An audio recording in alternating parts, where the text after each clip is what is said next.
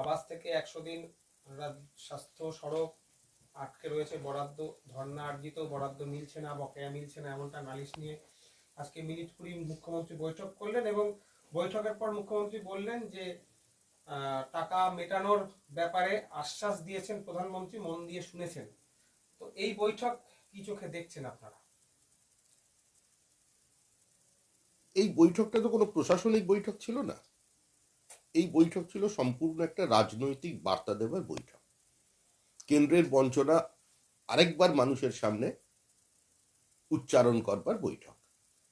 তো সুতরাং যেটা ফল সেটাই হয়েছে, পর্বতের মুশিক প্রসব। বৈঠক যদি প্রশাসনিক হতো, বৈঠক যদি টাকা আদায়ের কথা হতো বা বরাদ্দ বাড়ানোর কথা হতো, তাহলে তো সঙ্গে তারা সেক্রেটারিদের নিয়ে যেতেন। তো সেখানে গেছেন অভিষেক বন্দ্যোপাধ্যায়। তো স্বাভাবিকভাবেই এটা পরিষ্কার যে বৈঠকের আসল নির্যাস যেটা মুখ্যমন্ত্রীর বক্তব্য থেকে বেরিয়ে আসছে, যে দুই সরকারের সচিবরা নিজেদের মধ্যে আলোচনা করবেন, অর্থাৎ যে তিবিরে ছিল সেখানেই দাঁড়িয়ে আছে। এই বৈঠক থেকে 1 ইঞ্চি পশ্চিমবঙ্গের কোনো সুবিধা হলো না। এই জাস্ট রিলেটেড একটা কোশ্চেন করছি, একটা স্পেসিফিক। মোদি মমতা বৈঠক কিসের বৈঠক? সরকারি অফিসার ছাড়া বৈঠক? রাজনৈতিক, নাকি রাজ্যের পাওনা নিয়ে বৈঠক, নাকি অন্য কিছু? সেটা মানুষ জল্পনা করতেই পারে। মুখ্যমন্ত্রী পশ্চিমবঙ্গবাসীকে দেখাতে চাইছেন যে তার সার্বিক ব্যর্থতা, তার মূলধনী খাতে ব্যয় কমে যাওয়া, সরকারের বিভিন্ন জনহিতকর প্রকল্পের কাজ থমকে যাওয়া, রাস্তা না সারানো, বাঁধের পরিকল্পনা না করা, তার একমাত্র কারণ হচ্ছে কেন্দ্রের বঞ্চনা। কেন্দ্র টাকা দিচ্ছে না, সেইটা জানানোর জন্য তিনি প্রধানমন্ত্রীর কাছে গেছেন, একটা রাজনৈতিক উদ্দেশ্যে, কোনো প্রশাসনিক উদ্দেশ্য এর মধ্যে ছিল না। হকের দাবিতে মুখ্যমন্ত্রী প্রধানমন্ত্রীর সঙ্গে সাক্ষাৎ করছেন, বৈঠক হচ্ছে, প্রধানমন্ত্রী মন দিয়ে শুনছেন, তার কথা আশ্বাস দিচ্ছেন তিনি অবশ্যই খতিয়ে দেখবেন বা ব্যবস্থা নেবেন। সেই জায়গায় রাজ্যের বিরোধী দলনেতা এই পরিস্থিতির মধ্যে যখন একটা সুন্দর পরিবেশে একটা বৈঠক হচ্ছে, সেই সময় তিনি নবান্নে ঢুকে যাচ্ছেন, গিয়ে সেই বাংলার বঞ্চনা নিয়ে সরব হচ্ছেন। এটা কি দৃষ্টিকটু লাগছে না কোনোভাবে? মানে সংঘাত করতেই হবে, একটা কিছু ইস্যু তৈরি করে, যে কোনো একটা ইস্যু তৈরি করে সংঘাতের রাস্তায় বিজেপিকে যেতেই হবে। বিরোধী দলের কাজ কি? প্রকৃত তথ্য মানুষের সামনে তুলে ধরা, সরকারের নীতি সিদ্ধান্ত, সরকারের চলার পথে যে ভুল ভ্রান্তি, যে বিচ্যুতি আছে, সরকারের পক্ষ থেকে যে মিথ্যা প্রতিশ্রুতি দেয়া হচ্ছে, সেটা মানুষের সামনে তুলে ধর। স্বাভাবিকভাবেই বিরোধী দলনেতার যে ভূমিকা, সেটাই তিনি পালন করেছেন, অত্যন্ত ভালোভাবে করেছেন।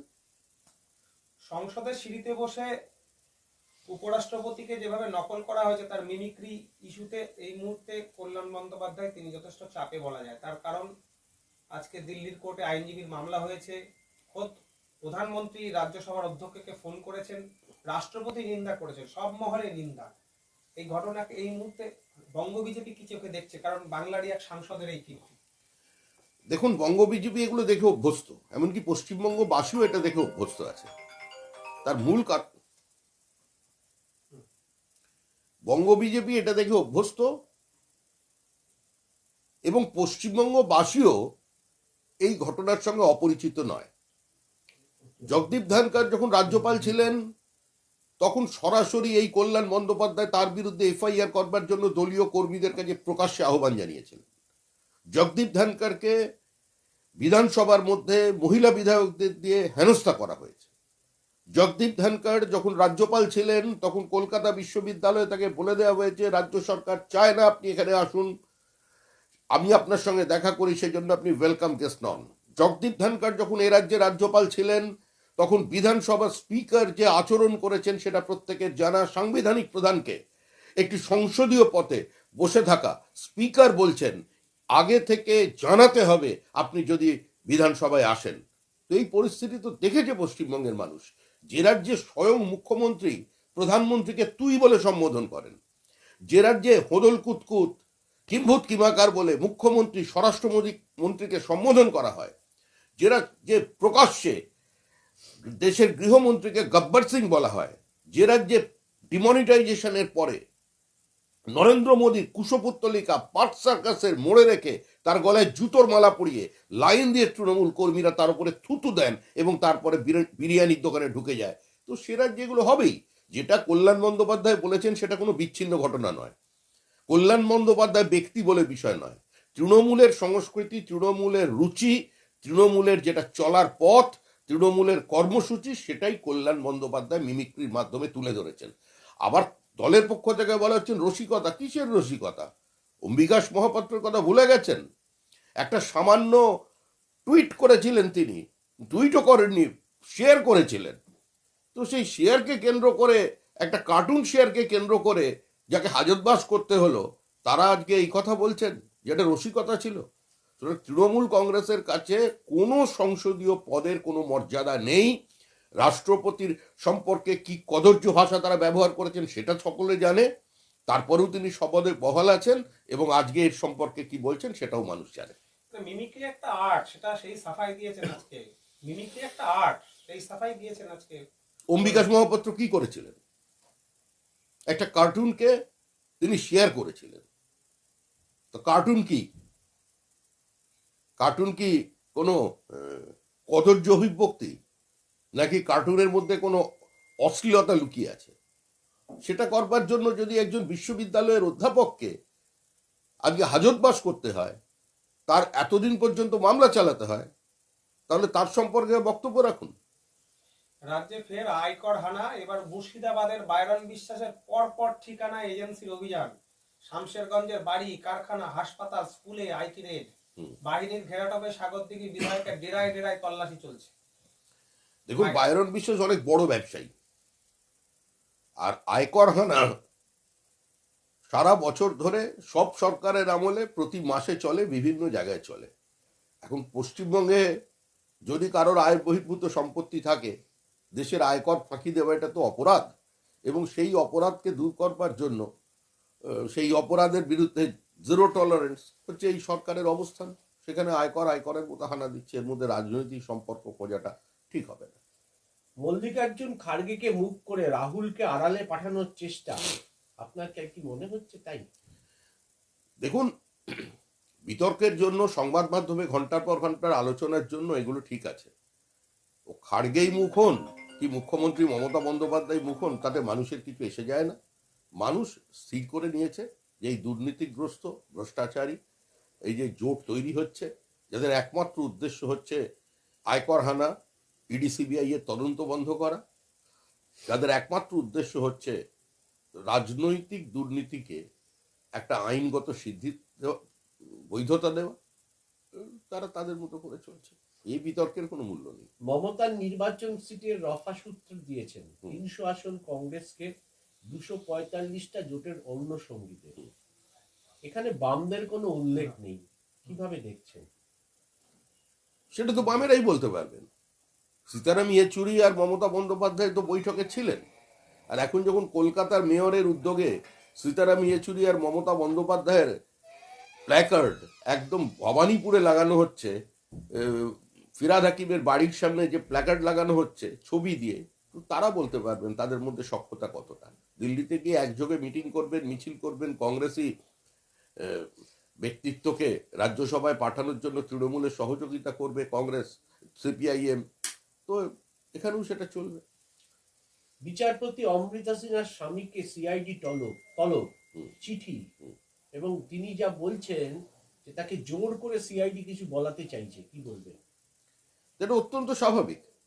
যারা বিচারপতিকে হাইকোর্টের মধ্যে তার নিজের কক্ষের মধ্যে ম্যাল হ্যান্ডেল করে, যারা বিচারপতির বাড়ির দেওয়ালে গিয়ে পোস্টার লাগায়, যারা প্রকাশ্যে বিচার ব্যবস্থার বিরুদ্ধে, বিচারপতির বিরুদ্ধে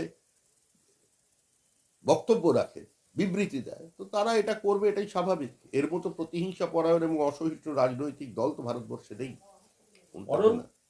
অরণ্য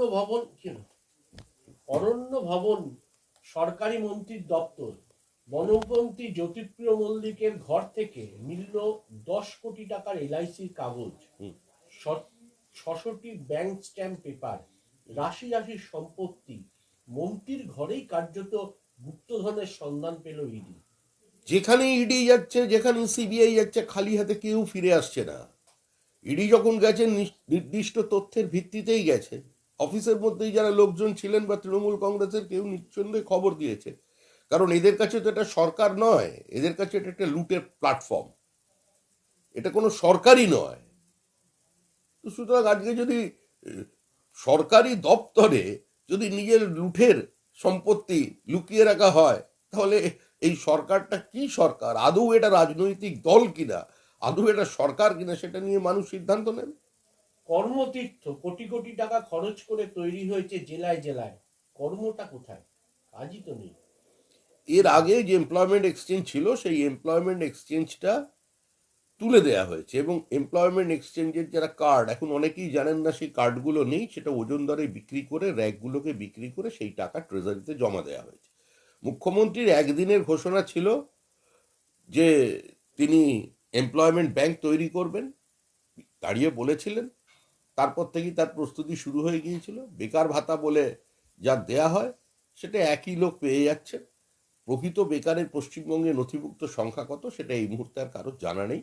যেরকম কিষাণ মান্ডিতে কোনো কৃষক যায় না, সেরকম কর্মতীর্থেও কোনো মানুষ কর্মের ব্যবস্থা থাকছে না। আপনার কি মনে হয় কালকে কল্যাণ ব্যানার্জি যে আচরণ করেছে তার জন্য তার শাস্তি হওয়া উচিত?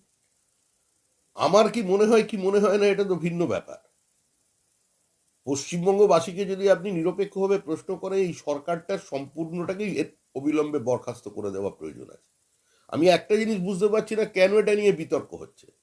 আজকে দিল্লির মানুষজন, রাষ্ট্রপতি, দেশের প্রধানমন্ত্রী পর্যন্ত ফোন করেছেন, এগুলো পশ্চিমবঙ্গের বাইরে থেকে হচ্ছে। কিন্তু পশ্চিমবঙ্গের মানুষ তো এগুলোর সঙ্গে অভ্যস্ত। পশ্চিমবঙ্গে এটাই এখন পদ্ধতি হয়ে গেছে, এটাই রীতিনীতি হয়ে গেছে। প্রধানমন্ত্রীকে তুই বলে সম্বোধন করা হচ্ছে। বিধানসভায় আম্বেদকর মূর্তির নিচে বসে প্রধানমন্ত্রী চোর, স্বরাষ্ট্রমন্ত্রী চোর স্লোগান দেয়া হচ্ছে, আবার সেখানে জাতীয় সঙ্গীত গাওয়া হচ্ছে একই সঙ্গে। একদিকে জাতীয় সঙ্গীত বদলের চেষ্টা, মৌলবাদের কাছে আত্মসমর্পণের চেষ্টা, অন্যদিকে প্রধানমন্ত্রী স্বরাষ্ট্রমন্ত্রীকে অশ্বস্তম্ভের নিচে বসে গালিগালাজ বিভিন্ন সময়। কিন্তু চলছেই। এগুলোর সঙ্গে পশ্চিমবঙ্গবাসী অভ্যস্ত হয়ে গেছে, যার জন্য আর খুব একটা বেশি প্রতিক্রিয়া মানুষ চাইছে, দিতে পারছে না। ঠিক আছে।